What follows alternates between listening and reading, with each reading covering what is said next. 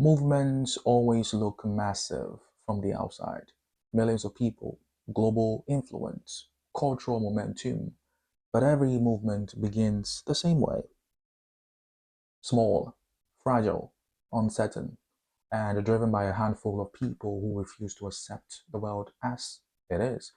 This very channel can be seen as a movement. Now, if you study some of the greatest movements, that is the Renaissance, the early internet open source systems or software, you notice something surprising. They didn't start with structure, they didn't start with funding, they didn't start with scale. They started with a shared frustration and a new story. Take the Renaissance guilds. They weren't just groups of artisans, they were micro movements. People who believed craftsmanship could be elevated into culture. Their frustration, mediocrity. Their story, excellence as identity. And that story reshaped Europe. Or look at the early internet forums, small groups of people, curious people exploring a new frontier. Their frustration was gatekeepers, their story was open knowledge. And that story built the digital world we live in. Then there is open source communities, that is developers who believed software should be shared, not locked away. Their frustration, closed systems. Their story, collaboration as power.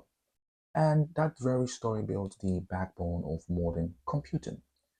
Different eras, different tools, same architecture. Now here is the 5 stages every movement follows. 1. A shared frustration. That is, people feel the same pain, even if they do not know each other yet. 2. A new narrative, a story that reframes what is possible.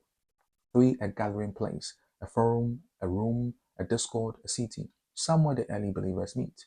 4. Early rituals, behaviors that reinforce identity. And 5. A unifying identity, that is a name, a culture, a way of being. That is how movements begin.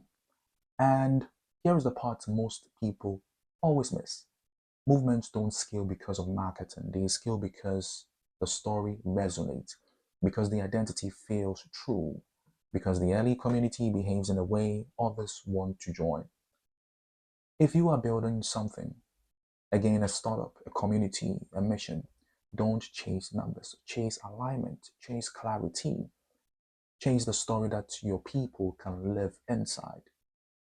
Because every movement starts with a small group of people who share the same frustration, believe the same story, and gather in the same place to build something the world hasn't seen yet. That is how the Renaissance began. That is how the internet began. And that is how open source began. And that is how your movement can begin too.